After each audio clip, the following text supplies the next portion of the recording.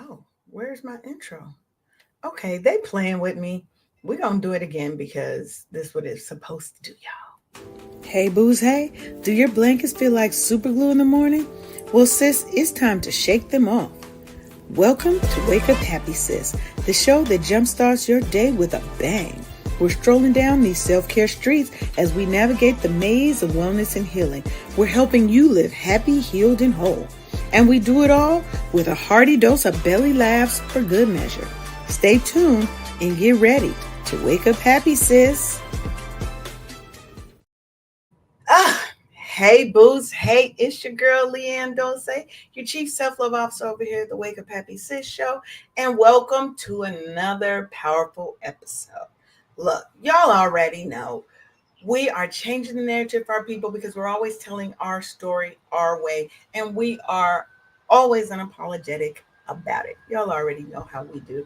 We're broadcasting live on KCCR Cityscape Radio, along with a lot of other platforms. Um, and what we're bringing you, we're bringing you truth. We're bringing you that high energy that you've come to know from us and the empowerment that you need to wake up happy every single day. Now, you know, we always coming to you with some real topics, with some good shit. Today is a celebration of the bold, unapologetic creativity of beautiful Black women. We are the architects of culture, the pioneers of movements, and the blueprint for power. But too often our voices get silenced and our art gets stolen. And our stories, we already know they get rewritten, but not today, boo. I brought two dynamic guests who embody what it means to own your voice, command your space, and create power. We've got Maci J, the fireball host, who takes over any stage she touches, and Dr. Shelley Holt, an educational visionary who teaches leaders how to use storytelling as a tool for change. Look, if y'all ain't listening, if y'all ain't sharing this out to your friends and telling them to get on here and listen with you, I don't know what you're doing, okay? Because you're going to miss out. So grab your journals, grab your tea, your mug, whatever. Mine is water today, but I ain't judging what's in your mug, baby. You drink what you want to drink because it's 5 o'clock somewhere in the world. Okay, it's time for us to take up space, to step into your power, and to build a legacy that lasts. So, welcome, Maci and Dr. Shelley. Hello. Hey, girl. Hey. Look at all this Black girl magic here. And y'all know Sharonda will be here. And good morning, our favorite Eileen. She is our new resident here every episode guest. And so we love to see her coming in the building. One day she's just going to drop in. She's going to drop in. And as most of you know, this actually is a drop-in show. So if you want to come on and join the conversation with us, you can jump in to wuhs.in/join the live, and you can join us live. But if you get reckless with the mouth, don't come for me because I will. Because look, you go low, I go to hell. You don't want a problem. Okay? So come in, be respectful, and we can all live and be real happy together. Look, I'm just saying, ladies, sometimes you gotta make that disclaimer so people know don't start none, won't be none. You don't want SAFO up in here. You do not. You see what I'm saying? We don't want that. All we want is happy, good vibes up in here because we're helping everybody wake up happy. And so, let me make where's my Instagram? I'm missing a window here. See, that's the problem when you got too much going on. It's just how it goes. Look, I feel like it's always how it goes. I be trying my best. You are doing your best. That's what we do. And our best is what we got in the moment. And while you look for that, I just want to say thank you for having me. And I got to be real and give kudos to my amazing assistant who found y'all. Because literally, I show up, and I'm like, oh, this is what I needed today. I didn't even know what I was. She just sized me up. I was like, get me on as many as possible. And this has probably been the best. We haven't even started talking about anything. And I'm already like, all right, let's go. What are we doing? Let's make it happen. Do here. Okay. Instagram is online now. We are good to go. Okay. We got everybody in the building now. So let's get to it. So before we jump into the full topic, I love to get to know the guests a little bit. And because our topic here is all about the art of defiance, Black women who create power. So it's about art, it's about power. And art is so many different things, power is so many different things. Why would we not feature our guests first? Right? Because y'all are some powerful women, okay? Y'all are some powerful women, and I want to make sure that we are giving you justice, doing you justice here. So, Maci, tell me about this Super Bowl hosting. Well, I mean, it's been about a year since I've been on the show. And the last time I was on the show, there was a lot of tears, there was a lot of Yeah. crying. But since then, I've been working on myself. I've been working on my brand. You see the fireball personality. Yes. I've just been channeling all of my pain into my craft and hosting, presenting. That's kind of like my bread and butter. And I have been working, I've been grinding, and we just had the Super Bowl. I'm down here in NOLA. I moved from Kansas down here with my family. And I obviously had an opportunity to host for the Super Bowl experience. And oh my gosh, that was literally the coolest thing that I've been able to do. And I'm super grateful that I had that opportunity. But it also goes to show the type of opportunities that come when you are standing in your authenticity. Yes. And it took me so long to be able to do that. And so now I can be weird every day. I can host events. I can just be myself. And that's so yeah, I'm really honored to have done that and also still keep hosting. I still host, I still present, and I'm excited to be here with Dr. Shelley, and she's already has a beautiful personality from what I've seen so far. And I'm like, yes, this is really cooking for Black History Month. Yes. And this is my thing, right? And I think you are so right when you say when you stand as your authentic self, right? One of my mentors said, told me, he was like, Leanne, you were never meant to blend in. He said, that's why you come in with all these bright colors. That's why you come in with this bald head, blah, blah, blah. This energy is different. And I was like, I've always been, like you said, that weird person, that different person. My friends were not the popular kids. I knew them all. We grew up with them. I was always with the nerdy kids, the weird kids, the ones who just maybe didn't have all the friends. I have one friend, his name was Jesse. He could tell you pi down to like 46 numbers. So I was okay. 3.14, baby. 3.14. That's where I'm at. Look, he was just rattling off, and he was just one of those people that I didn't realize we didn't have the term neurodivergent when I was growing up. Didn't have that. Right. But as I look, I've always gravitated towards those people. And in my life, I feel everybody has some level of neurodivergence. It's a scale, right? Some people's is imperceptible. Some people's is very much just who they are on the outside looking in, right? And so I realized, why was I trying to fit in so much when who am I to be ordinary when I can be extraordinary and I can be unique? And when I learned that, and I learned that I walk into a room, the energy shifts. Why would I want that? So, and I see that with you, Maci. I see that with you, that you come in with this big personality and you take up a room, baby. I can see it. The thing that's crazy is that, like, it's uncomfortable to have a bright personality if you're not used to it. Like, you're like, okay, I actually grew up, I'm very introverted. Like, if I'm not on the stage, like, you can catch me reading a book or something, just minding my business in silence. And so I was like the shy kid. I was kind of like, I had some stage fright. I was really, really scared of people staring at me until I figured out, well, when I open my mouth, people pay attention. So there's a gift there. And so just thinking about a story I had like back in 4th grade, I was preparing for a talent show and I prepared, I rehearsed. And then when I got on the stage, like I just froze. was like, oh wow, okay. I need to figure out what just happened because I froze. So I didn't realize that was stage fright at the time. So now I'm like making it my mission. Okay, we will not have stage fright. We're gonna do this. We're gonna turn this nervousness into bright energy. And I feel like it's worked. I feel like it's worked well for me. So thank you for that. And I love that because there's so many of us that have stage fright, performance anxiety, whatever you want to call it. And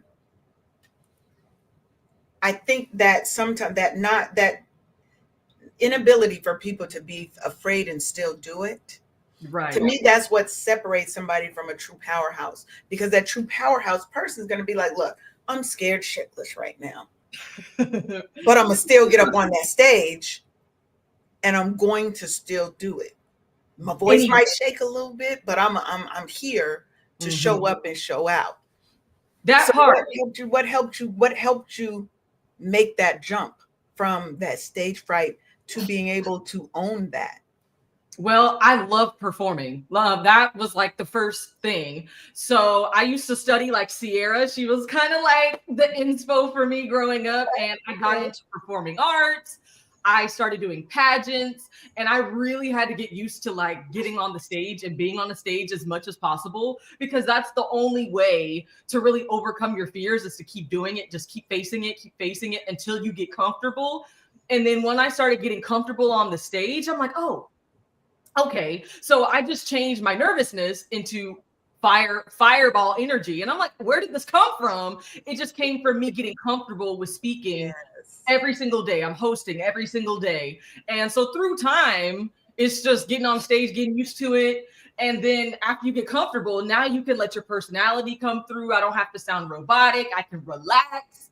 So I would encourage anybody that if you're a public speaker, presenter, performer, whatever you call it, is to just keep doing it. Yes. Like, that's it. Yes. I know from coming from a nonprofit background. So I was a part of National Society of Black Engineers since high school, and being on like the national boards and having to speak in front of conferences of 30,000 people. It's nerve-wracking. And I am an ambivert through and through. I have extroverted moments. Right. I can play the extrovert sometimes, but I'm very much like you, an introvert. When I'm not doing that, I'm over here in the background in the cut, chilling. I'm people watching. But if I need to turn it on, I've learned to be more comfortable having to turn it on. And it's like once you get into it and you start, then you realize, oh, there really was nothing to worry about. And you're a host of your own show. Like, what's that? Yeah. Sounds like confidence. You know, it took a minute. I wasn't always confident, especially being a plus size woman, where they tell you your value is based in that size. And I was like, first of all, I'm fucking fabulous. So I don't know what you don't see. Right. You know, I'm fabulous regardless of all this extra weight. And if you don't like it, you should probably just look the other way, because I'm really a closet nudist and I would rather just be naked all the time. But the government says I can't. Exactly. I'd rather be on a beach somewhere, but there are rules in place. There are rules and laws that prohibit me from doing that. So my personality has to come out some way, and it's going to come out, and I'm not shutting it down anymore. Right? It's about, So let me ask you this. If you had one tip for this Black woman who wants to learn how to fully own her space and command that room without shrinking, what would that tip be? And you can answer this too, Dr. Shelley. Ooh. I would absolutely say you're already a celebrity. So you got to walk in the room like, yeah, I'm already her. So is the room ready for me? Because I mean, think about it. If you prepare for like the Super Bowl, you're thinking, am I ready? No, is the Super Bowl ready for me? So you got to like reframe it and own that stage, because you're there for a reason. God sent you there to do a job. So do the job. And that's always helped me, is like, you can't focus about how nervous you are. Do your job and do it with excellence and pretend you're a celebrity. Oh, period. People are going to be calling you by tomorrow. Done. Be like, done. Done. What about you, Dr. I, Shelley? What would you say? I would say I probably take a little bit more of a practical self approach where, I love the is the room ready for me? Like I cannot love that enough because having taken up spaces where I wasn't supposed to be Yes. over the course of my career. And let me be very clear, it wasn't just our vanilla brethren that were making me feel out of place. Sometimes we do this to our own. And Right. I'd be Yes. sitting over there with other black women who are looking to step and fetch. And I'm like, I'm not looking to step and fetch. So Right. that's just not who I am. We are not the same. You are not like me. They are not like us. All of Right. that, stuff. But um, what I would say is I ask myself, do I know my stuff? And I kind of ask myself that question, like, do I know or can I figure it out? And once I can answer that for myself, I'm like, yeah, I belong here. And quite frankly, I come in and take up space unapologetically. And I think that that's one of the big things that we have to realize is that oftentimes we are our own worst enemy and that we beat ourselves up before anybody else has gotten the chance to. And that's the history, the legacy of, coming from enslaved people. That's the legacy of not remembering our roots as kings and queens. That's the Yes. legacy of epigenetics Mhm. in action in our systems and in our bodies and in our minds. And so the other thing I ask myself is, what would Harriet Tubman do? And quite frankly, I'm not going to allow people to judge me that Harriet Tubman would have shot. And that really does resonate. Thanks. Like maybe, True. and I just see like Let me get black on that one because that's real. She rolled that can out. that came out, and I told you that out because. Literally, I'll be sitting in meetings and I just literally it's going to sound sadistic, but I'll just be watching like people's heads blow up. And it sounds really weird, but in my mind, I'm like, boom, you're done. No, you're done. Up, you're done. You're done.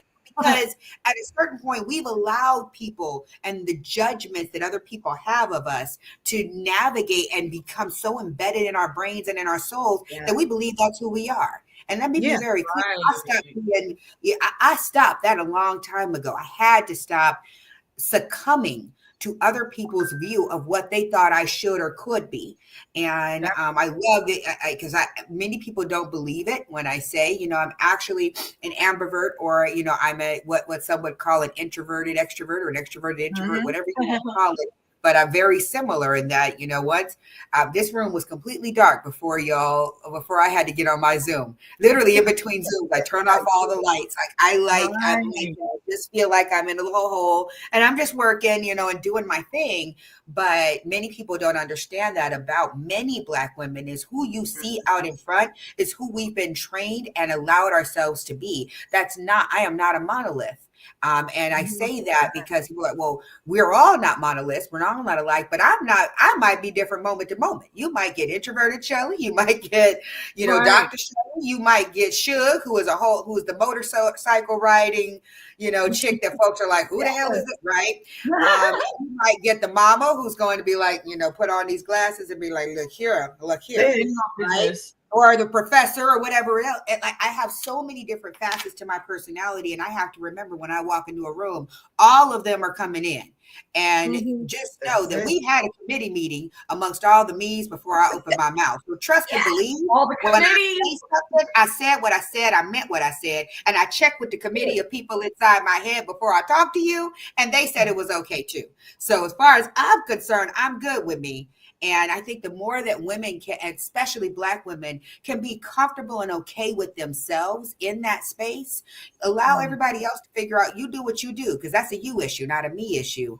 And we take on too many of other people's issues. Stop doing that, sis. Be you, do you, and you are just fine as you are.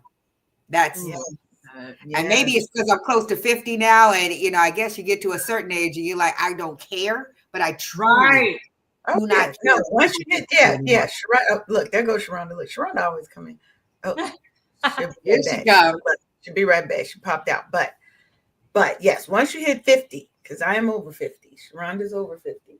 Once you hit 50, you don't care no more. You we have been on this planet and seen so many different changes and stages and things, acts of violence and terror against us that you can't shake me. And what I'm going to do is I'm going to be me and I'm unapologetic about it.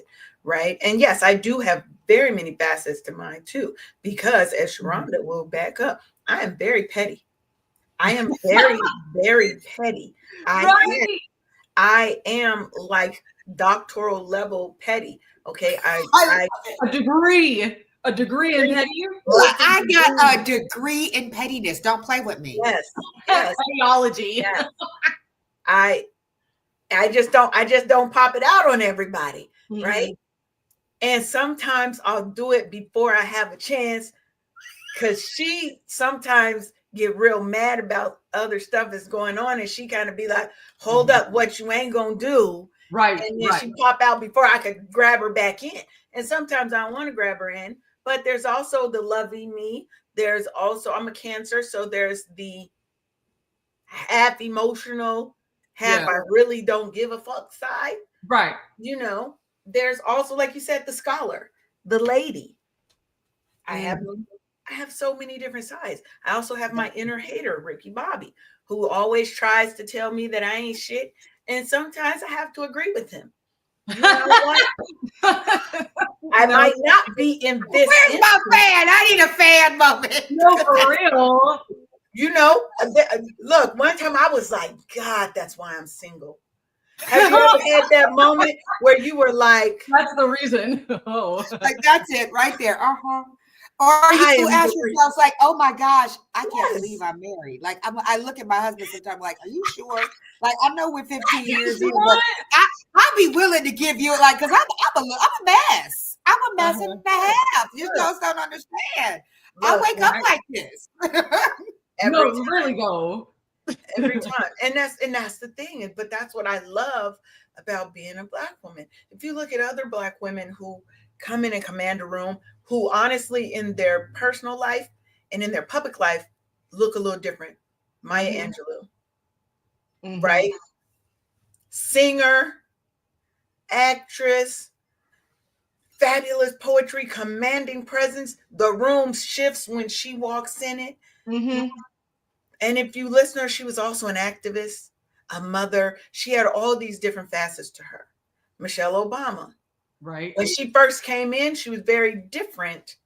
And it was wonderful for me to see her fully blossom into that space in the face of everybody trying to judge her more than they judging Miss Orange Face's wife. You mean the I don't porn even star? like Uh, Pushing saying everybody Melania? that's seen all the business. that. Yeah, That we talk. I don't say her name. I don't say his name. Oh, And me she don't either. even like it. Oh, we don't the name that shall not be said. I feel I you. call him Agent Orange. unspoken.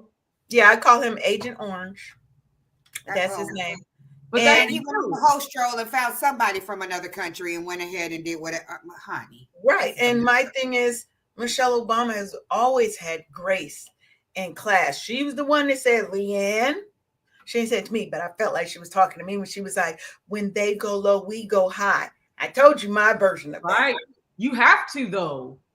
You have to because Yeah, that's I would say it what they depends. expect from you. It depends. Sometimes I go high, sometimes I do go to hell, though. Sometimes I will go to hell because some people only understand when you go there. But my go to hell isn't like ghetto extra fabulous. I can cuss at you without saying one cuss word. Or walk away. Like sometimes your hell is the fact that I'm not in your world. Because trust That's and it. believe, being around me is a privilege. And so when I cut you off and and send you on your way, that's my way of saying deuces, you can go to hell. And with flaming draws for all I care. That's it. Because being around me, being in my presence, being in my space, being around my network, being with me, I know is the ultimate privilege because I know whoever's around me, we going up together. And if you want to Right. act a fool and do whatever it is whatever that pettiness is that is now to the point where it's disrespect, because there's a difference, and I don't think we talk about that enough. There's a difference between being petty and I'm irritated with what you're doing and being disrespectful. Because once we get to the point of being disrespectful, I don't have any place for that in my life. I love what Eileen said. After 50, when I tell you, I'm like, and I can feel the change happening. It's so weird. This is stuff Yeah. that aunties didn't tell us about, but I feel it happening. Like my mind is different. I wake up different. The first time I walked around the house in my full birthday suit. And did first of all, I didn't even realize it. Then didn't care. I walked around and the kids are like, Mom, where are your clothes? I haven't found them yet. I'm like, I don't know. I'm just I don't know yet. But I needed a cup of tea, and that's what I needed right now. And clothes were not an option as I was going to get it. So you can go in a room, interesting? Do whatever you're going to do. Just adding to that, because I'm obviously not 50 yet, but here are a few things that I'm learning just like as time goes on. I'm from Kansas, and it's predominantly white in Kansas. And so I felt like I grew up in a way where I had to be like, okay, don't you act wild. You better act like you got some sense. Like you had to be a certain way or they are going to judge you. Like that's just keeping it real in Kansas. But it's kind of, it's kind of fake a little bit. I'm not gonna lie, because they may not like you, but they'll smile in your face and act like they do. And when I moved to New Orleans, it's a complete culture shock. Like it's so creative down here. There are so many people that are doing so many things. I can be myself. And so it just, I don't know. I think even your environment is kind of like a plant where you water it. You can't get watered in a place where it's a desert, So when you go to a different environment that's kind of fueling that fire, you're more comfortable with being yourself. And sometimes when I've had those days where people are like, you need to be this way, you don't need to act like that, you need to just be more reserved, it came off robotic.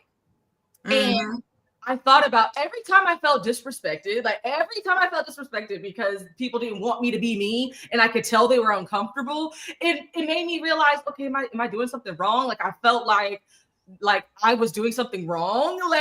But what I learned from a mentor from a few days ago is that some of these people are not aligned with your values. And if you value authenticity, we're not going to work anyway. It's like, if you want to be a certain way, that's cool with you, but I want to kind of push the boundary. I want to be more myself, no matter what space I'm in, even if that makes you feel uncomfortable. Yes. And we have from IG 1957, DTG said, after many, many years of people pleasing to the point that I was fading away in the background, I turned 50 and decided I had arrived and was not going to be denied the full expression of me. Yes. Yes. I'm going to clap for you on that one because, yes. You have to. I need me a fan. I just realized that that's going to happen. I love that. Yes, look, now, see, people don't get it until they see the fan. The power of the fan. You need that fan at all times because there are so many clackable moments in your life that you just got to clack for yourself or for somebody else. And I love what you're saying there, because why should you be denied the opportunity to fully be yourself unapologetically? There are people who will not like how you look, how you speak, how you dress, how you walk. Right. What does that have to do with you? That is their issue. You know what I mean? That's their issue. Growing up, I didn't have the ability for everybody to like me. I don't care now anymore. I spent so much of my time trying to fit in, trying to be a part of the crowd, a part of the group. But my groups, like I said, I was always drawn to the off group.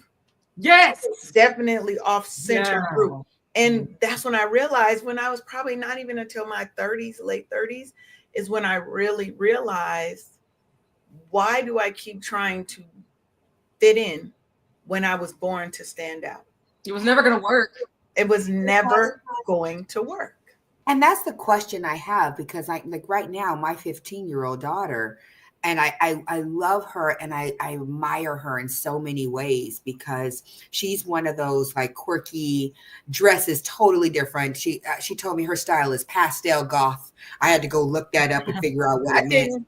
I'm like, I don't even know what that is, what that means. But what my point I'm trying to make is that when we come to a certain age, and I love your spirit, Maci J, because when you do in your children, you're going to start to see that as you have allowed yourself to not be shackled by the opinions of others, you're going to unconsciously allow your daughters and your sons to do the same. And seeing that in my daughter and my son, who's my oldest son, he's a second-year law student at University of Alabama. And when you see him, if I were to show him to you, I mean, he's, half Mandarin Chinese, half me. And, he got the painted black ponytails. He's got the hair that's, I mean, like Maci J's hair look like, it's a flat, it's a flattened, whatever, right? And he's just so eclectic and different. And I look at him sometimes, and part of me goes, oh my gosh, like, oh, I know he's going to struggle a little bit because he's different. You don't have, this big old black man with painted black nails in the middle of University of Alabama law, killing it, mind you. And, and so people don't know what to do with him. I look at my daughter and I say the same thing. And I had to ask myself as I was coming in with this personality to kind of shackle them a little bit, because my initial reaction was, okay, let me stifle that because I want to protect them. And I had to even fight that within myself, because that was me going back to my own trauma of being in high school and being the weird kid and being the smart black girl, which meant that I wasn't in the same classes as all of my friends. And so I literally almost channeled my own crap and tried to stifle them instead of realizing the gift that I had given them. I gave them the gift of not having to go through that. And here I was trying to make them go through that. And so I love what we're saying here, because it's helping to validate for me what I was going through, and thank God he stopped me before I did my own way of what I've done for my kids. And how many times do we do that in the name of protecting our kids or protecting someone else? Well, I've had so many people in the workplace. Well, Dr. Shelley, you might want to say that way. They're going to be mad. Fuck them. Shit, they're not as smart as me any goddamn way. Let me be very clear. I established that when I saw your head blow up in my own head, mind you. Right? Like, you're not as smart as me anyway. So, and we tend to now like program ourselves to do that. And so I thank you for saying that. And that's what came to my mind was, thank God I had enough wisdom to not stifle my own children when I had given them the gift that I didn't have, which was the freedom to be me, even in high school, and not feel like there was something less black of me. Because let's be very clear, I was not considered black enough because I was part of those outside groups. I wasn't black enough because I was in the smart group, which led me to have issues with my own blackness and not being able to fully appreciate it until I got to Berkeley. And I said, you know what? Bump them and that. I'm black and I'm proud, and was on every, to try to show how black I was, and realize that that's a piece of my blackness. Let me hush, because I can go on forever, but I appreciate what you're saying, Miss Eileen, because we pass that trauma on, and it can happen unconsciously if we're not careful, and we can go backwards in all the progress we've made. You know what that just made me think about was just thinking of a story of myself in high school. I was in so many performing arts clubs I was in the step team. I was in show choir, cheerleading. I did theater. I loved like drama. That was like I was a thespian. Okay. And I think it could shows. But whenever we would have these performances for like Winter Royalty or like Homecoming or whatever, there would be people making fun of me. Like they would be clowning me because I had so much passion. I have so much energy. And there was a girl who reached out to me on Facebook years ago and was like, and she told me that there would be people making fun of me when I would be doing my performances. And she's like, I didn't have the courage to stand up to them and say anything to them, but I'm like really proud of you and you inspire me. And I'm like, isn't that crazy? The one thing people make fun of you of is the gift that you have. Okay. But most of the time they make fun of you out of their own lack. They're making fun of you because you want me to clap on your behalf? There we go. Yes. There you go. Fan yourself. Think about it. They make fun of you because you had the courage to go out and do the things that you wanted to do while they're sitting there scared, because they probably wanted to be you. They probably wanted to be where you are. And the fact that you did it and they sitting there scared, more often that's what it is. Yeah. Right? Yeah. We've been conditioned, especially Black women, to dim our light for everybody else. That part. That's what we've been conditioned to. 400, 500 years of conditioning and programming to tell us that we're not good enough, we're not dark enough, light enough, skinny enough, fat enough, thick enough, smart enough, whatever. We go into any space and we have to take over because we've been conditioned. If you don't go in and show up and show out and be 3 times better, Yep. then you don't even matter. Right? Exactly. So why should we spend so much of our time focused on people, places, and things that are trying to tear us down when we can be in community with people who are here to hold us up, who look like us, who understand the struggles and the trials and tribulations that we've been through, right? Because yes, it's not always the others that are trying to hold us back. It's our own, and it's their fear. They're scared that think about it. They're scared that we're going to get out there. Somebody's going to look, hell, they're going to look at me different anyway. Yep. Well, that fear is part of their culture when you think about it. Like fear is, when you look at especially Eurocentric, capitalistic, that whole culture is based in fear, being scared of this and scared of that. I'm scared that they're going to, I mean, you can even see what's happening in the world right now. We're going to get rid of DEI because it's going to do.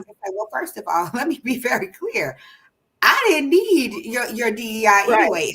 I've never gotten a job from DEI. Never. Like, let's be very clear. And the DEI work was not meant for me. I don't need to further understand diversity, understand equity, or understand inclusion. I get it very clearly. Let's be very clear what we're cutting out here. And if we want to talk about a meritocracy, I love when folks say that, knowing that Black women are the most educated demographic in this country. Or maybe they don't know that. They forgot that part. You might want to say that again, because I don't think they don't believe that part. And you can not believe it all you want to. Look around.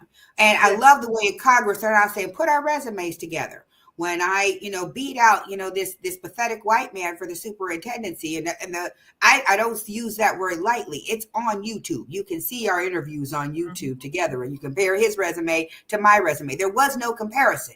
You literally are not as smart as I am. They're not as capable as I am. So if we talk about a pure merit-based hire, that's what's interesting of what's happening in our society. People have conditioned themselves to this narrative about Black women that they don't quite understand, and they're literally not looking at the facts that are in front of them. Yes, we operate differently, but you know what? We can also operate in your world. We are the best chameleons there are. And I think that as I'm thinking about even that piece of how we pass down this, right now I'm a lot on legacy, as you can tell. Like I'm really thinking deeply about how are we get to a certain age and you realize, okay, you're not going to be here forever. So what am I leaving? What am I leaving behind with my children, with my family? And right now we're at a place where I'm literally teaching my kids not to fear and how to push past those fears, because you can start to see it even as young as 4, 5, 6, 7, 8 years old. You'll see this beautiful light in these children that you have starting to dim. And it's like, hold up, we're not doing that. Where's it going? Where's it going? Yeah, where's it going? Hold on. I want you to be that quirky kid. I want you to be the one that, comes and thinks of the sandcastle differently and think, I want that for you. And all of a sudden you start to see these things form where the world has started to condition them. And I think it's really important that we recognize, especially those of us who have reached this place of being able to be our authentic selves, because it's a certain type of liberation that we feel like, I'm gonna be me and I don't care. How do I make sure that you don't dim the light? Because at some point I had this light. I mean, we talk about in the education world, we talk about in kindergarten, the achievement gap literally is non-existent. There is a word gap, like meaning how many words our children know, but there isn't necessarily an achievement gap yet. When you look at kindergarten and first grade, it grows over time. And that tells us that this is a socialized condition as much as it is an academic one. And if we're not careful, we can socialize our next generation into, not being able to fight the battles that they need to fight today, because those battles are different. This world, they're messing around and finding out, and now we're sitting back going, all right, this is the same world we knew what it was, but now you need to operate and fight differently. And this fight, I think that is coming up, is going to be the fight of authenticity versus trying to fake the funk. You're either going to have to be real and come with it, or sit yourself down. And I think that's ultimately what, and I'm just going to say it out loud, what white America is afraid of, because they don't even know how to be real on a global level. They're so socially conditioned, and you can see this in European culture, in any of the countries. You can see how they've been conditioned to follow the socialized norms, and we are literally just the opposite. And so, kind of going into that, we have to figure out a way to make sure that we come together in spaces like this, so we are conscious about what we are not allowing to happen with our kids. Not on my watch. You're not going to dim my kids' light and have them scared of their own shadow like I was coming up. That's literally like just round of applause for all the way around. Oh, hello. Hey, Sharon. Hello, ladies. Sorry, I had a couple of family fires I had to put out and stuff. That's what right back out. Right. I was like, I know I didn't click remove. How did she get out so fast? Hopefully she'll be back. But we've been having a fabulous conversation. You've been missing all the greatness. What's going on here? Our topic today, and so for those of you who don't know how our show works, Sharonda has no clue what we're going to be talking about until she gets to the show. She doesn't. That is so we can get. I don't want anybody to ever think that anything that happens on this show they think is scripted.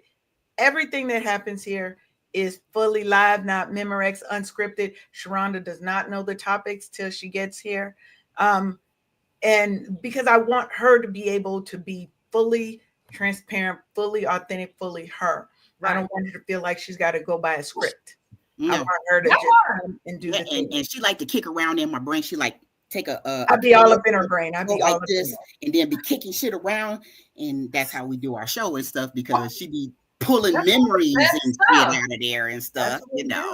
That's the best way to do it. But I wanted to go back to something you said, Dr. Shelley, about legacy, because I wanted to get into your craft and your art of storytelling, as a legacy tool, as a leadership tool, because I think it's such an important art form that is being lost in our community.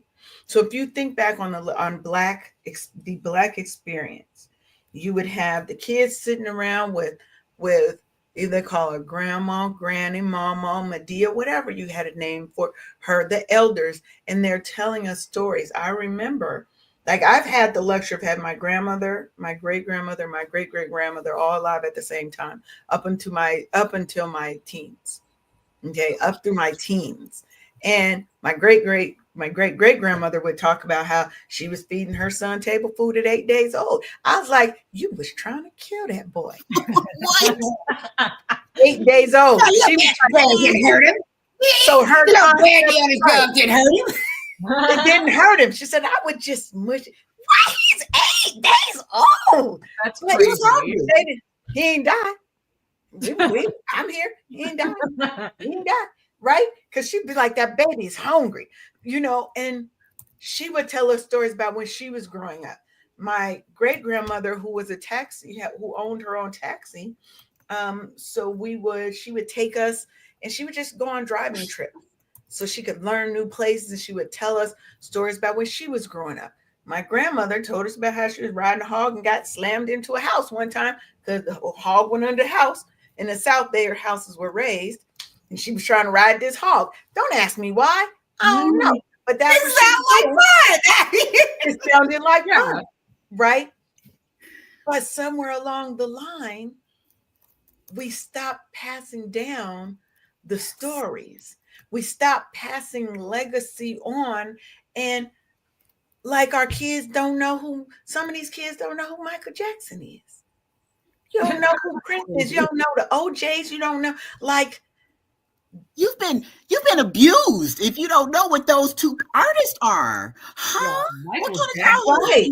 Like, I'm like, they are. So how do we, so talk a little bit about storytelling, right? And how do we get this back into our community structure? So thank you for that. And I use, first of all, just know I use storytelling in all parts of my business. So yes, I use it in the traditional sense within our family leadership work and reviving the lost art of storytelling by helping parents and family leaders understand and learn, how do you tell your stories, how do you tell your story, and what does that look like? And I think that I also use it in the professional segment because I have to be, there are certain parts of our existence in the corporate world that people don't know about because we've been silent about them, and we've been silenced, not just silent. And so now that I am in the coaching and mentoring and support space, I have the ear of, the CEOs and executives and the C-suite leaders, able to share with them my experience having been in those rooms with them. And because being able to say, this is what it felt like sitting in those spaces, and now that people know, okay, she is intelligent, she's knowledgeable, it's almost like we have to have a qualifier, right? Yes. Or a sponsor, as Yolanda Silly Ruiz talks about it. She says, we have to have sponsorship to be in these spaces so that people will believe who you are. And now that I've gotten the ear of these folks, I realized the more I shared my story, and it didn't have to do directly with them. That's the key of storytelling and making it impactful. I can tell you a story that you can relate to, and you don't have to feel like or know that you were the villain in it. And that's part of the challenge with telling our stories in corporate spaces. So using my position to be able to explain to people, this is how it feels. This is what it's like. This is what I had to do. These are the mental gymnastics that I had to do the same thing that you're doing without having to do the mental gymnastics of being a Black woman in the corporate space. So let's know that that's when we talk about storytelling, that's where I do a lot of it to share our story, because it's not safe, especially for Black women in leadership and corporate leadership. It's not safe for us to tell our story. It's not safe. You won't have a job afterwards. So if I could do that. I can do that as the coach in sponsorship and support of someone like Maci J, who may be in that leadership position, or you, Sharonda, or Leanne, like any of you. I'm on the outside saying, this is what this feels like. And this is what opens the mind of those in the power structure to say, oh, so now I can hear the story, because it's not an employee telling me that I'm racist and I'm bad and I'm this and I'm that. It's this other person explaining their experience, and I don't want to be the person to make somebody else have that experience. And when I realized the power in that, in being able to help those that are coming after me by telling my story, because I, like everyone else, had been silenced. In fact, I remember getting a text after I closed my lawsuit, because I had typed on my page, free at last, thank God Almighty, I am free at last, because that's exactly how I felt. I was like, ooh, thank I'm out of here. Man, and then I immediately got a call different, don't it? Right? But I immediately got a call saying, well, you need to take that down. Why do I need to take that down? Off your page? Off of my page, around me being free from the shackles that they put me through. Yes. And I realized in that moment, oh, y'all scared of this thing about me telling my story. Y'all scared of this. So hear that. We always do. We move in silence. And I took it down. Let me be very clear. I took it down, but it sparked something up in here. I was like, oh, y'all scared of me telling people. That's all the more reason to keep it up there. I'm going to do this every time. And that's how I started keynote speaking. And people wanted to know, what's your story? What was it like? Now that I'm out and I'm done with it, I'll never go back. Me too, child. I'm with you. And I tell them that. And so now when you start telling your story in a way to the right people in the right setting for the right purpose, because notice, I don't just tell all that. I'm not just going to reignite all that pain just to do it. I do it for a specific reason. And my reason is I don't want any other Black woman, any other Black woman to ever go through what I went through. And if me telling my story to this man or this woman in a very safe space lets that happen and enables them to shift the way they think about and treat us, especially in the workplace, I'll do it 10 times out of 10. And so that's how I got into the storytelling piece, was just realizing how much people were afraid of me speaking my truth. So I spoke it in every arena that I possibly could. And it also translated to being a little bit more open at home as well. Because again, we're taught to be closed in. Don't speak your truth. Don't tell your feelings. Don't let your right hand know what your left hand's doing. We got every phrase. Fake it till you make it. You name it, we got it to tell us not to be our authentic self.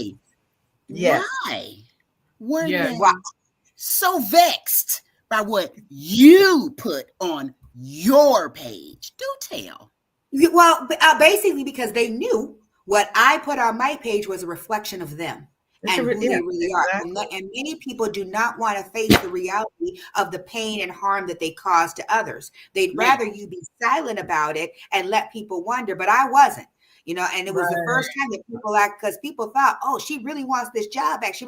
I didn't want shit from Shinola to do with them motherfuckers every day of my life. I never want to see you again, ever. Let me be very clear.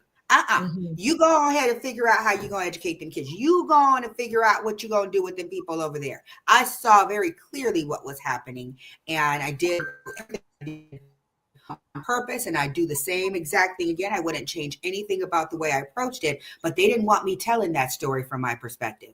And I had been silent for so long that it allowed people to think. It has something to do with their fragility. A little bit. Their caucasity. Or their audaciousness. Here we go. Here we go. I mean, but when you look at it, right, a lot of times their hope and their desire for us is that we're just going to go away quietly. Yes, I disrespected you. Yes, I may have even illegally treated you, mistreated you, whatever. Yeah. But okay, it's over. Get over it. No. That's what they want. Get over it. Get over it and go away quietly. Just go away quietly. Don't make a fuss. We shall never speak about this again. Okay? It's over. It's in the past. Why do you want to keep bringing up the past? Because the past, and me telling the past, is how we don't repeat this in the future. Yeah, that's how we ended up here right now. Yeah, people don't know the history and don't understand. We done seen this before. That fool in the office is nothing new. This is nothing new. That's why I told people we ain't got nothing to be afraid of. We are used to this. They'll be more upset. White women are going to be more upset than anyone else because they were the ones who were benefiting the most from DEI initiatives. I'm sorry. Can you say that in my good ear, please? Say that. Let me say that to you. Let me get closer to the mic. Y'all can see the mic. Let me get closer to the mic so y'all know what I'm saying. Okay. I'm listening.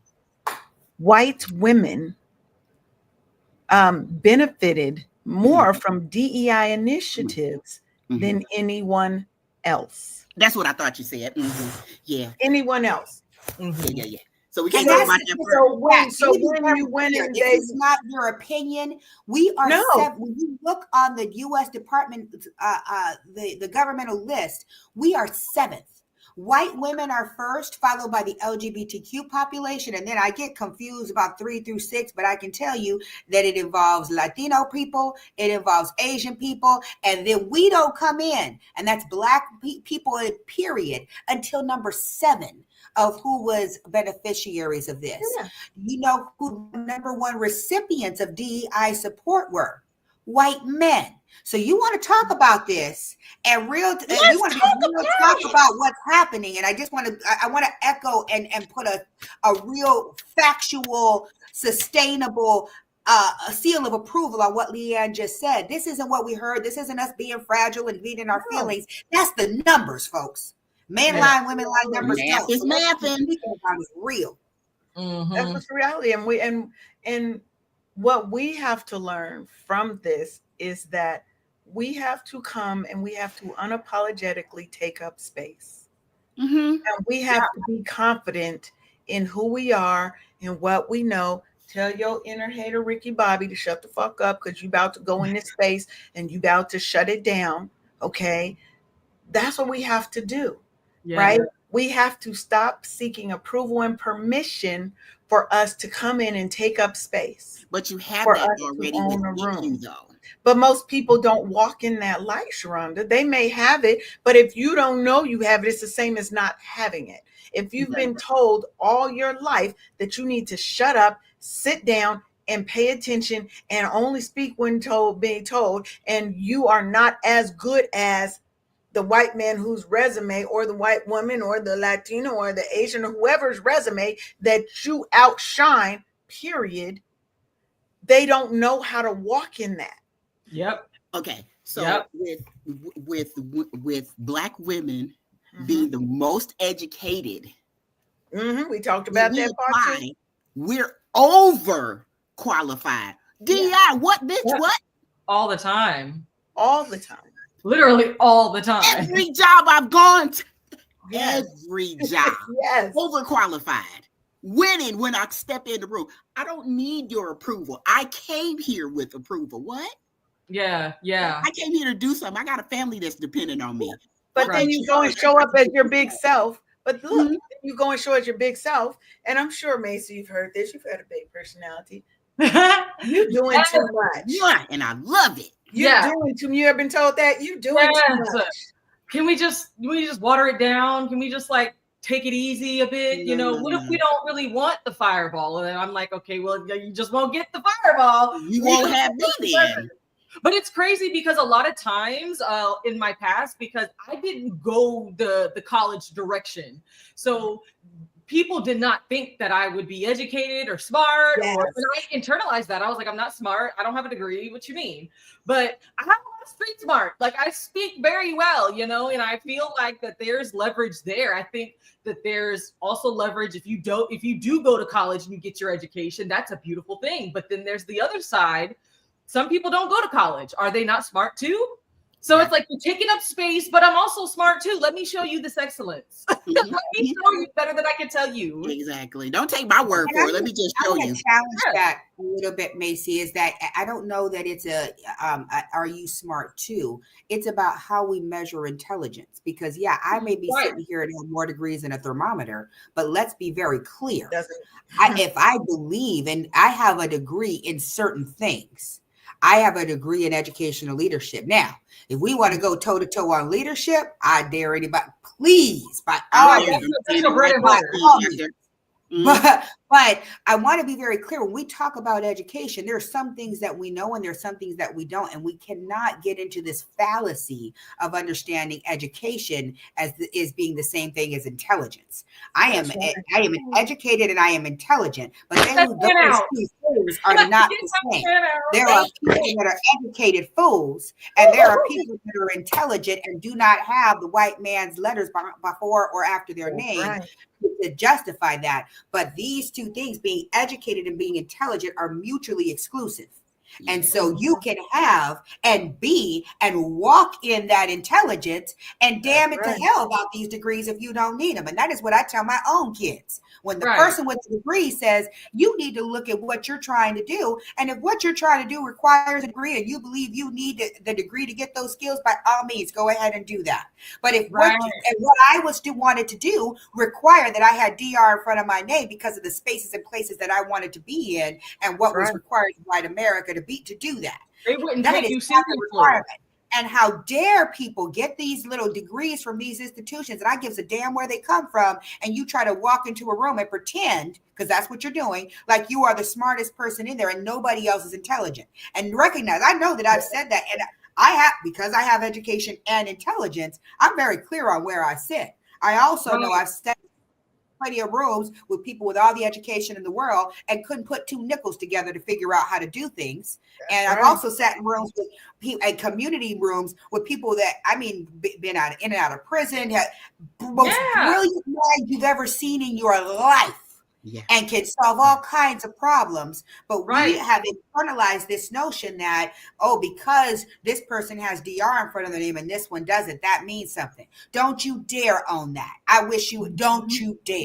You are I used to brilliant. for sure. You may not have the degree, but that doesn't matter. There's nothing about that degree that says that anybody is better than anybody. And I get sick and tired of people, especially our sisters, walking around here with these degrees, looking down on the sister next to you that doesn't, and then wanting to talk about, I'm about all Black people. Bullshit. You're about yourself. Let me We are all going to be together. Then it takes all of us, and some of us have to, play different positions, and we may have certain degrees and certifications to play certain positions in this white man's world we're living in. But that's part of what kills us from the inside out, is looking down on our own people because you didn't do this in the white man's world like I did. You didn't do this. Yeah, I did. What? So y'all get a nerve with me on that one. Right, I gotta interject.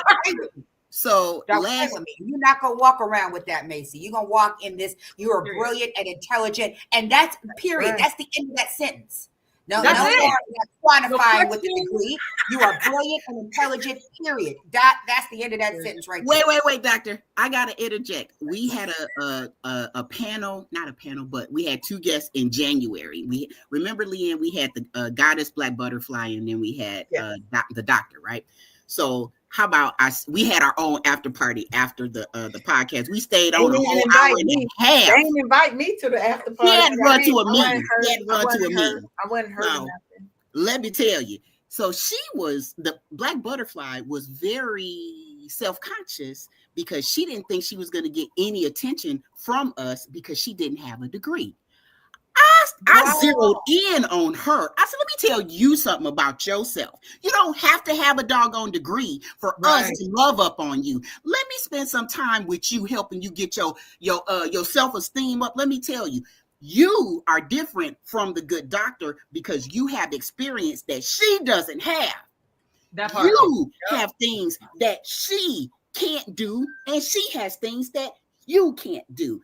You have been given everything that you need to be successful, and I'm gonna need you to walk in that shit right now.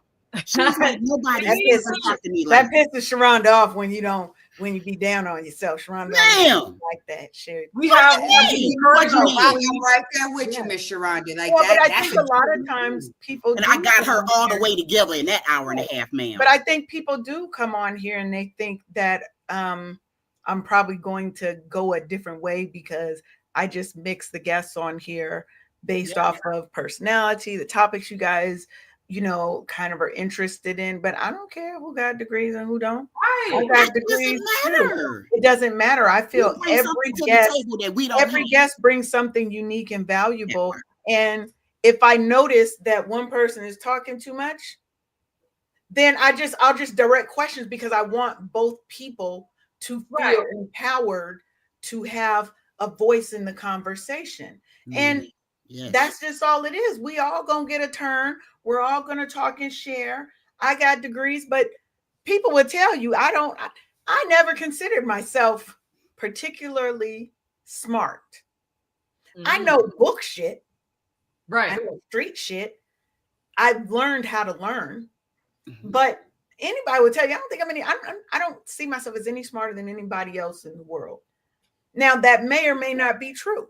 I have a knack for certain things. Like you were saying, Dr. Shelley, I have a knack for certain things. I can pick up technology and new stuff like that faster than most people can. I get that. I get that. Affinity. That's my affinity. That's my thing. Tech. I'm a nerd. That's my area. That's my jam. This wellness shit, that's my jam. Right? But you put me over there with some money, I know how to spend it. That's me. I got a PhD in spending money. Spendology. Okay, I can spend it. You want me to save spendology? Save money? That's not my thing. Okay, I don't tell Sharonda that because I don't need her all up on me. Okay, not on me. Because y'all know I will get all up in her Kool-Aid. What you're not gonna do is, ma'am, in front of me, downplay yourself. Right. You will come to the front. Because everybody got something to bring. Shine. Everybody has value. I don't want anybody else ever to come on this show and feel like they are not a star. If I didn't think you would do well on this show, I'm not going to put you on the show because I could sit here and talk an hour by myself. She can. I was doing this show alone before Sharonda came. It was just me. I could talk. Because I started like you guys as a guest. I told them that. You just never left. Yeah. Right? Season 3. And I love it. And that's what we need. So Maci, in case you didn't figure it out, I didn't really hear anything else that you said, so you might have to repeat it because you lost me when you said. I ain't gonna lie, literally, I was like, what did I just? Because no, like you know that none of these don't let, and I have to be the one to say, because I got the degrees sitting here and the DR on my name. Don't think that there's anything more to me than there is to you, whether it's youth, say it, doctor, say it. The degrees, like you are exactly where and who you should be right now. And you walking in that authenticity without disclaimers is what's going to be what we need in the next generation.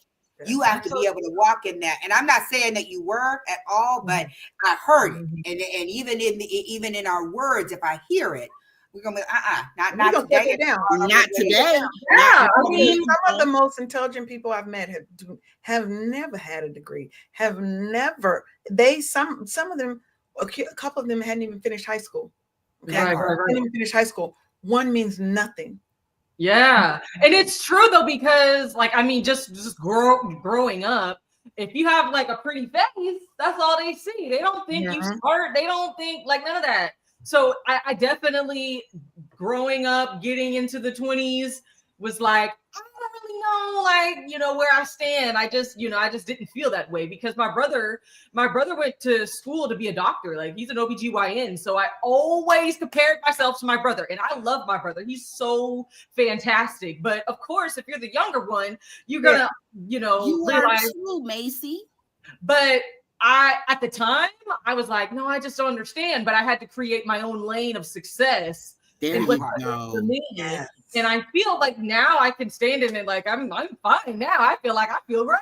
Now go back in time and heal that little girl that thought that. Go back and hug her. Go back and kiss her and tell her all is well. All is well. Comparison is the thief of all joy. Yes, I stopped comparing myself to people a long time ago because the only person I compare myself with is me. Every day. I try to outdo me. That's the only person, because if I get stuck into, Sharonda's so great with numbers and finances and Dr. Shelley and Maci and love it. I'm always going to be the bottom. I'm always going to be the bottom. I don't give a See, I was gonna say rat's ass, but I was trying not to cuss it. But I don't give a rat's ass what the next person is doing, because my trajectory has nothing to do with Sharonda's. I'm gonna still try and push Sharonda forward as I'm moving forward myself. If I gotta go back and grab her, Sharonda, bring that ass, let's go. I'm gonna do that. Come on. Because I am here. I don't just talk the talk, I walk it. Also, you cannot come in this space and not be your best self, because we won't allow you to. You will not play the back on this show. You will come all the way to the front and shine like the diamond. What's for you is gonna be for you. Absolutely. Like, so that's really it. And that's the beauty, just to bring it around full circle, of what we do with storytelling, because so much of what we've been talking about is our story and how illuminating our story. Imagine how powerful, Maci, that story is going to be to some young lady like my daughter who is sitting there. She's an artist. She is beautifully brilliant.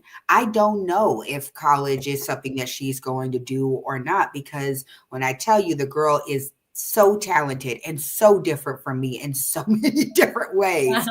And I literally have to go find and look for people to connect her with, because she's just that different from me. And I love that about her. And I don't want to be the one to quench that. So I tell my story and I put her around people that are going to tell theirs, so that she can see her story is valid. Her story is not an anomaly, and her story doesn't need to be like mine.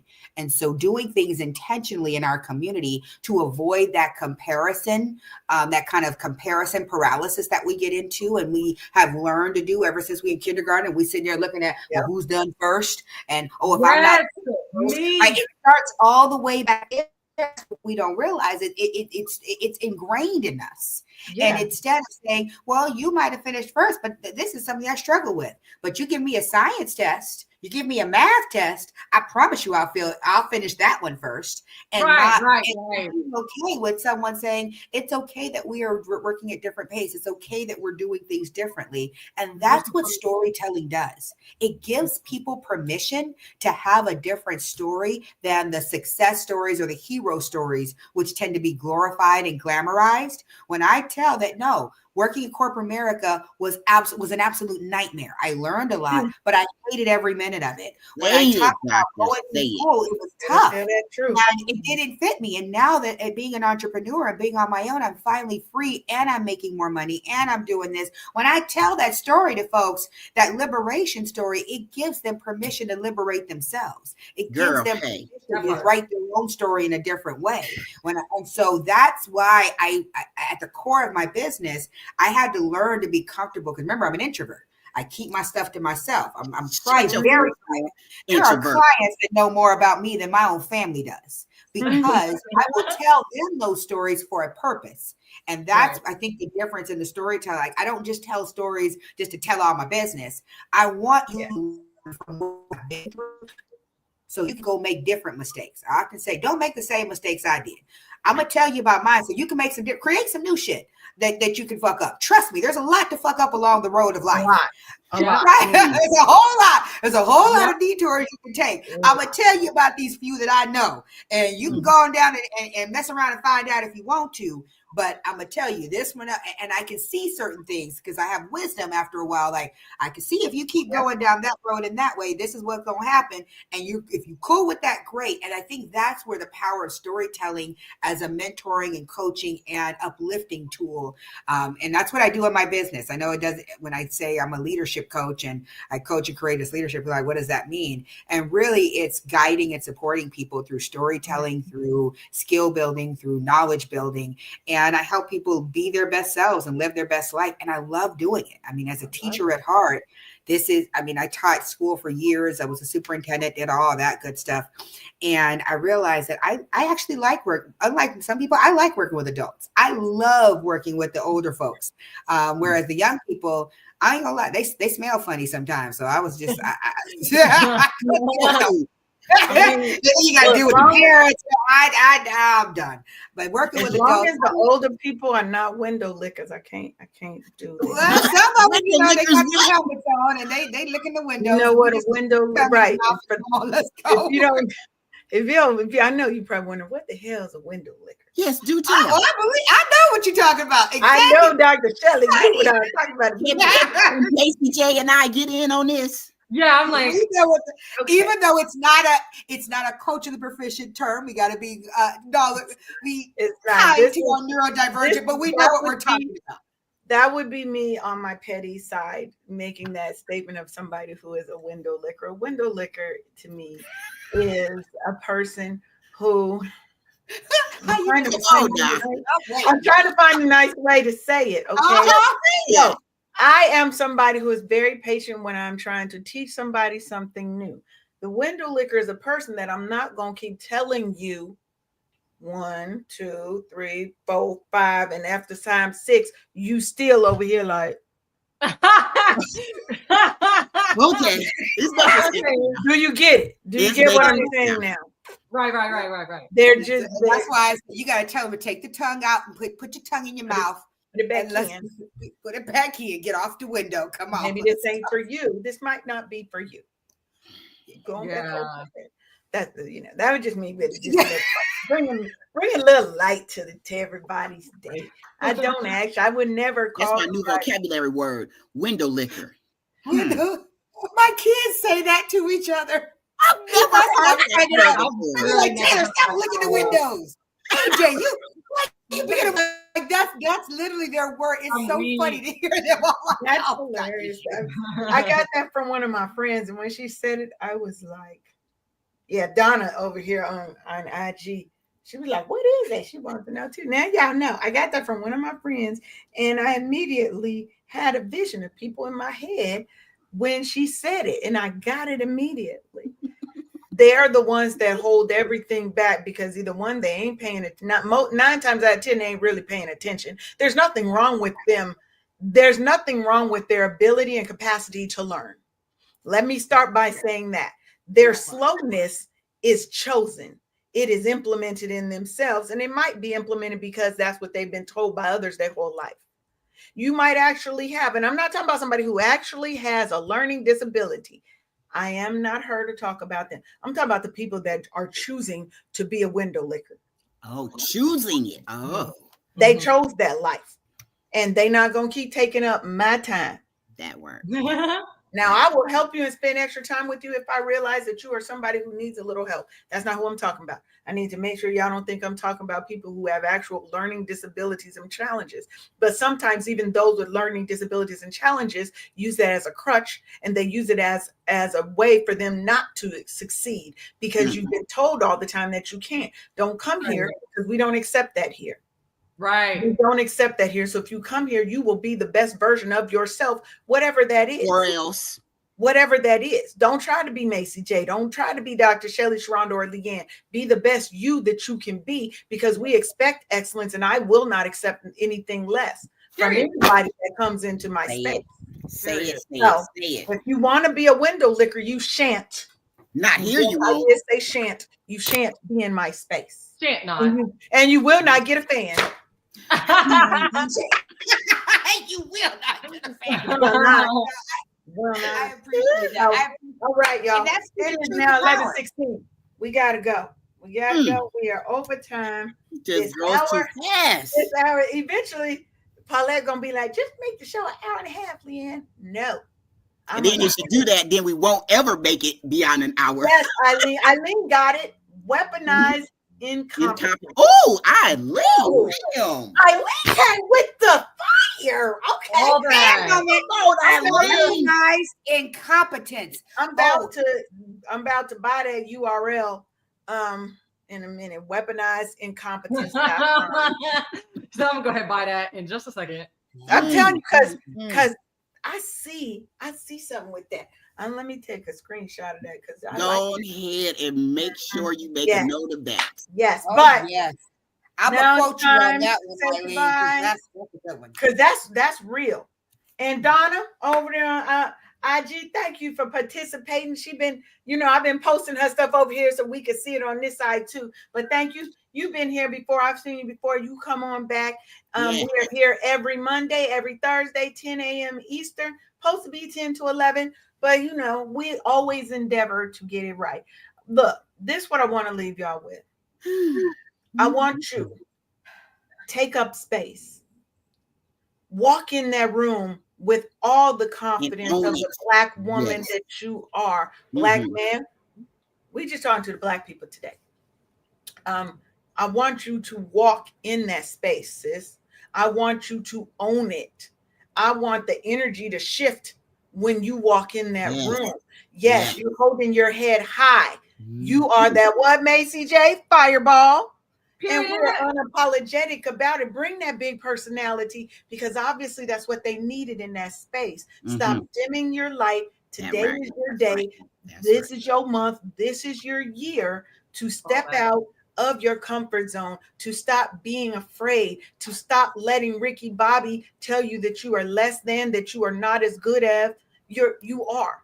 You are perfect, wonderful, just as you are. It doesn't mean you don't want to get better. Doesn't mean you don't work to be better. It just means that as you are right now, you are loved, and you are amazing. And you better not come in our space with anything less than greatness, because that's how we feel. So, we're going to let our guests have their final word. Maci J, would you like to give a final word and tell the people how they can connect with you and get this fireball to host their event? Yeah, I'm a Instagram baddie. So if you want to follow me at the fireball 4 L's. And I would love to leave people with this. It's more than just being a presenter, an event host. My whole mission is to just bring joy to people, bring this lover energy, and to make people feel seen, heard, valued, having those conversations and just making people feel seen and just bringing all that love to them. And that's what brings me joy. So being authentic, being yourself, being confident. If loving people is what you do, then you need to follow me, because we love on people over where I'm at. So thank you, Leanne. Thank you, Sharonda, for this platform. Thank you, Dr. It's Shelley? Yes. Shelley. Okay, I was like, am I saying that right? Dr. Shelley, for all your wisdom and your kindness and your beautiful spirit. It was so much fun being here, guys. I want to come back. You know you're always welcome. You're always welcome to come back. And you, Dr. Shelley? What I'm going to say to folks is just know you're justifying who you are, and wherever, please refrain. And this is, I'm going to probably give you a words of wisdom. Refrain from comparing your chapter 2 to somebody else's chapter 23. You don't know what folks have been through.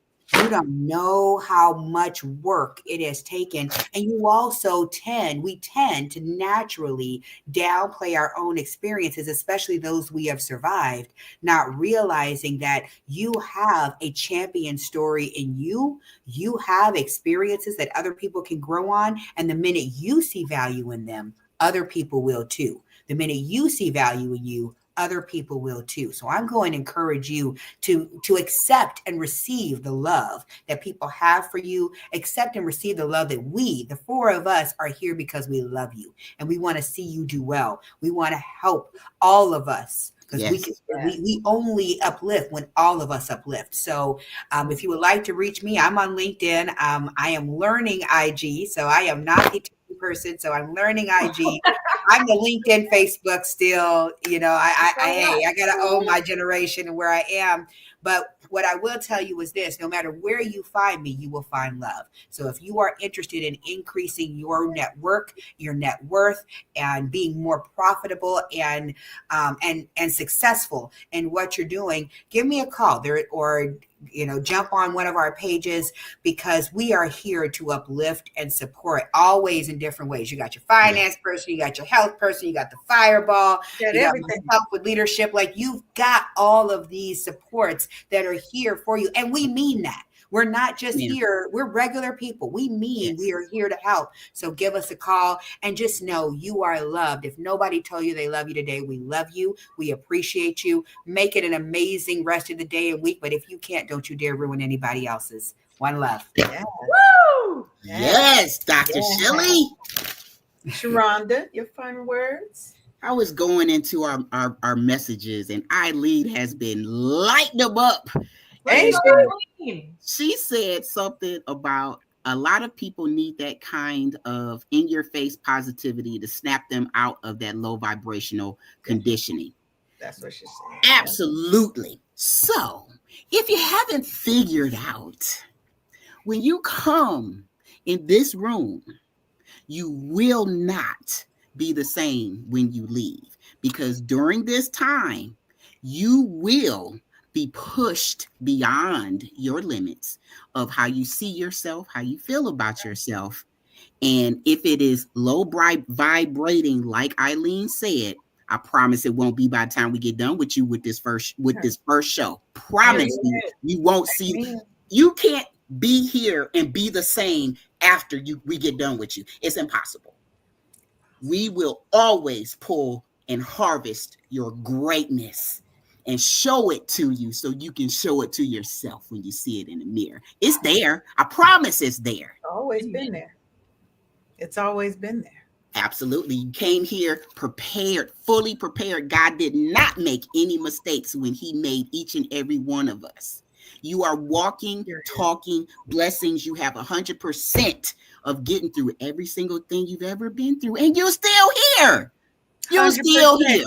100%. I'm just saying. Math is math. What kind of odds that? You don't get that nowhere else. Just saying. That's what you will get when you messing around with us. Yes. And I want to come back too. I just wanted to say that because Maci J said it, and I want to come back too. You can definitely talk This was the way. I know, right? I'm gonna take her. Like all of the things. Like this is what I needed this morning. I'm gonna be real with y'all. Like I've been on the phone. I'm on the West Coast. I've been up since around 4:30 this morning, getting ready, and I did my first call at 5, and y'all were at 6:30, 6:45 already. My next one's calling me. See how things, but. I needed this. I needed this in so many ways because you get beat down even when you are an entrepreneur. You get to feel like, is what I'm doing mattering? Is it helping anybody? You look at the world and you're like, am I making a difference? Like, please tell me I helped somebody today. Come on, right? I needed this for me. So thank you for all three of you. You have fed my spirit in a way that I just needed today in the midst of working in education. You can imagine what my people are going through, and my phone has not stopped ringing. I mean, since this knucklehead was inaugurated, or since November, really, but especially since he's and Friday with the letter and all that. So I've just been like this. I needed this moment. That's why we're here. We're here to pour into you. That's why we're here. That's why we're here, and I want to thank y'all for coming and being a part of our ability to light up somebody else's light. If this is your first time at the show, listening to the show, you did not find us by happenstance. It was not by chance.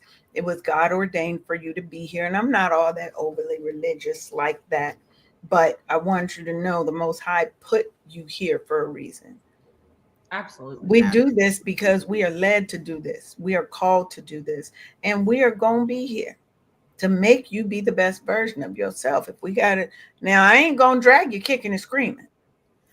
Okay, run with 100, but don't drag one. If you want to stay with those limitations, I'm gonna let you have them. But if you're here and you're listening and you stay here, you obviously don't want those limitations. So stop lying to yourself and let's step into the best version of ourselves. Step into the light with us, Carol Ann. And if you don't know that reference, you ain't old enough to talk to me. But it's okay, I'm gonna still talk to you. But if you don't know who Carol Ann is, come into the light. You don't know that, then really. Because Macy's looking like, I don't know it. I know you don't, Macy. Okay. Girl, Poltergeist. I want you to go back and watch the movie. She don't know nothing about it. Carolyn, step away from the TV, Carolyn. We're telling you to come into the light. We are the light of your lives. And we appreciate you being here with us for another fabulous episode. We'll be back on Monday. And yeah, I want y'all, look, have the day you're meant to have, because you actually have control over how you respond to everything that happens to you. Don't let everything beat you down. You are your own light. You got this, and we got you. We'll see you later. Thanks for tuning in to another episode of the Wake Up Happy Sis Show. Join us live every Monday and Thursday at 10 a.m. Eastern for more joy, healing, and sisterhood. Until next time, keep thriving unapologetically, sis.